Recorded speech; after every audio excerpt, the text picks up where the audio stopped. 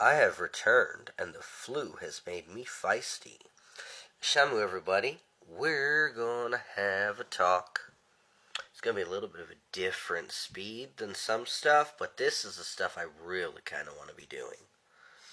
It's work. Channel's still gonna be magic, but magic goes hand in hand with philosophy. I really like doing the Moloch thing. Some of y'all seem to enjoy it. You could tell I was more excited about it. So we're going to talk about something else that's going to be a little more heavy, a little more substantive. Give you something to eat here. Let's talk about deconstruction. Where do we get deconstruction from? Deconstruction comes from Jacques Derrida, a French philosopher. He wrote about it in his On Grammatology.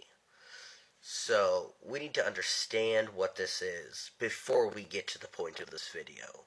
So I'm gonna section this off. We're gonna get as much done in this one video as we can. There will probably be a follow-up.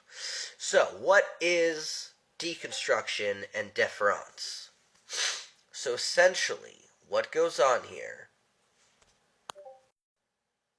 Yeah, forgive me, I'm still dealing with the end of the flu here. Is that what goes on is that Derrida makes the argument that meaning is never fully present or self-grounding. Words don't derive their meaning by pointing directly to some form of a stable reality.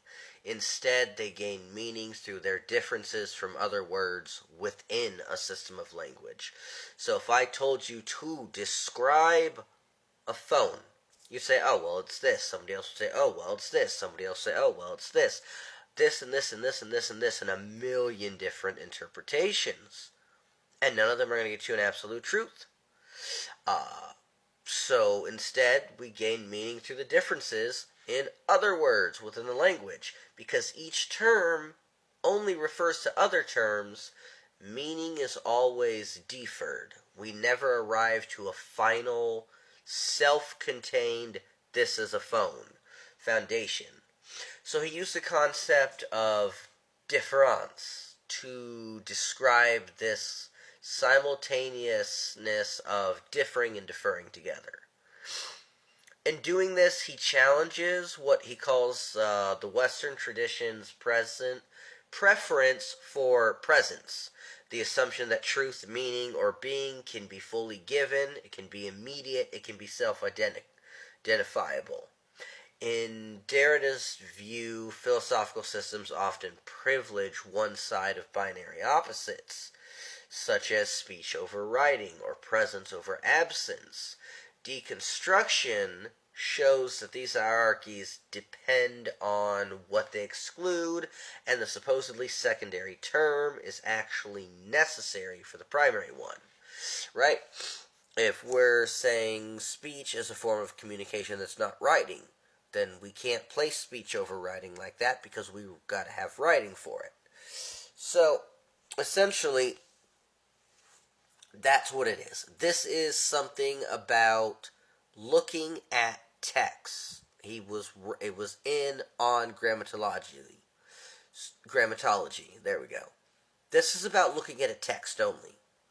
Deconstruction is not meant to be a method for destroying ideas, but a way of reading sentences that reveal tensions and instability within them. It demonstrates how claims to stable meaning have to rely on assumptions that cannot fully secure themselves. Interpretation doesn't have a final resting point because there's no ultimate truth. There's no unmediated ground in language that closes off any further interpretation. Derrida does not believe there is an absolute or an objective truth that we can reach or even talk about. Like, it's just not there. Derrida doesn't claim that nothing exists outside language in like a literal sense, but he argues that we never access anything except through interpretation and linguistic studies, that there's no pure presence standing outside our mediating of it, and that meaning stays contextual. So this is about kind of the philosophy of looking at and analyzing a given text or passage from text. Now, there are issues. Boy, are there issues with Derrida. So to start with, this is a self-referential problem. If all meaning is unstable, deferred, and without final grounding, then the claim itself is unstable and without grounding. The statement, "there is no final foundation," functions as a kind of foundation. This creates just a performative contradiction. Deconstruction relies on the very coherence and truth claims that it is questioning. Second, if interpretation has no ultimate stopping point, it becomes unclear what distinguishes better interpretations from worse ones. Without any form of a stable truth condition, rational disagreement loses all structure. You cannot have a conversation and have rational disagreement.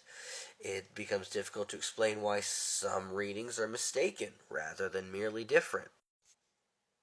My foot fell asleep on me. Third, this places way too much of an emphasis on language. Derrida centers all mediation so strongly on linguistic systems that it completely reduces reality to textuality.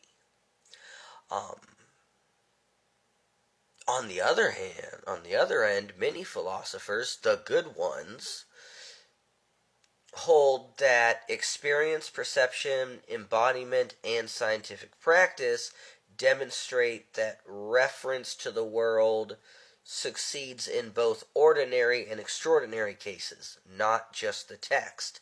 If language were as radically unstable as Derrida tries to say, communication and knowledge just wouldn't function as reliably as they do. It completely collapses metaphysics without a replacement. It destabilizes the entirety of it, but doesn't articulate anything to stand in its place. You can't dismantle an entire grounding and leave no account of ontology, of truth, of normativity. It doesn't rebuild anything. It is not the greatest. It doesn't explain the problem of success. Math and ordinary language achieve cumulative knowledge. Predictive models and technological application would suggest that language and theory connect to real structures. So, how do we see it on TikTok here? I see a lot of videos about deconstructing a religion, deconstructing Christianity, a lot of lives about it. You can't do that. That's not deconstruction. Derrida doesn't say, Derrida's idea of deconstruction doesn't apply to this. You can't deconstruct a religion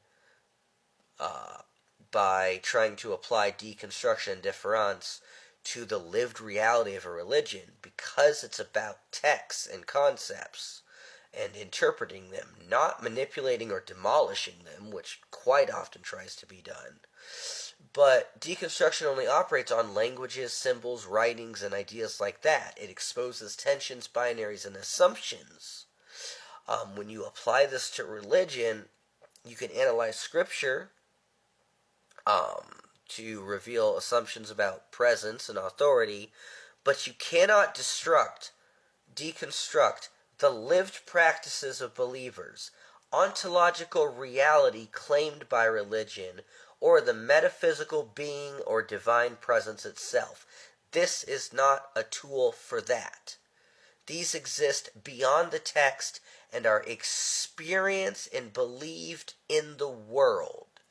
Deconstruction only works through textual interpretation, not collapsing the whole reality. Stop using the term. Stop trying to use the stuff for it.